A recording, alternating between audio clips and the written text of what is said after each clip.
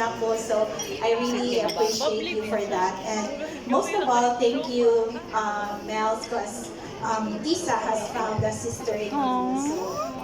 So talking sa but even though wala siya igsuon, but she has you and Ate Nicey and she's happy. Kaya na siya ma-call us, but consider us sisters niya. So, my gift for you, bili.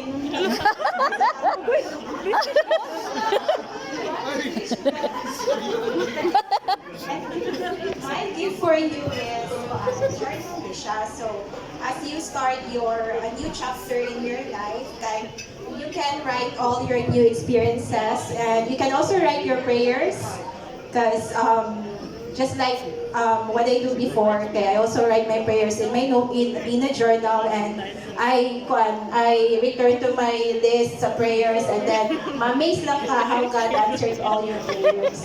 So I also have a prayer for you. So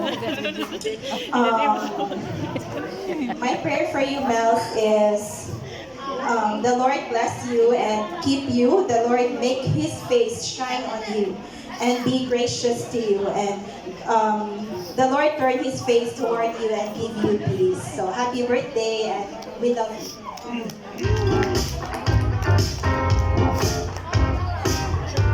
Presenting Miss Brea Makiling.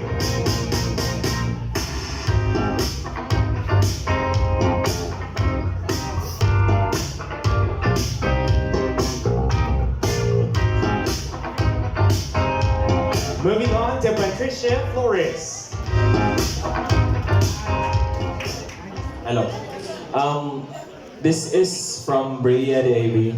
Dili siya katumaki. Ano siya sa gawas niya. Ganahan lang siya nga ihatag ni mo kay I think ganahan bigyan. Asya na kami ako. Presenting Miss Patricia Flores.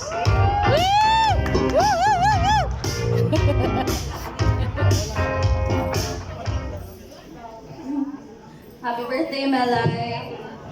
I guess it's safe to say that I have had the chance to see you grow for more than half of your life. Oh, true? True or false? And I can say nga your hugs are still as tight as the first time I felt them. Your sincerity as true. And ikaw ang isa sa murag excited kung makakita sa inyo. Mao ni akong gift nimo kay mao man imong gisend nga wishlist imong kuya. Ala. Nay kung sabo. Pero Ala. mao ni akong gift as a thank you kay imo bantayan si Teddy para makadate me. Ala. Agoy, bribe. Agoy.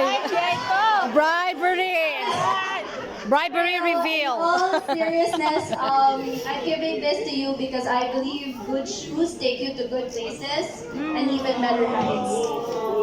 Aww.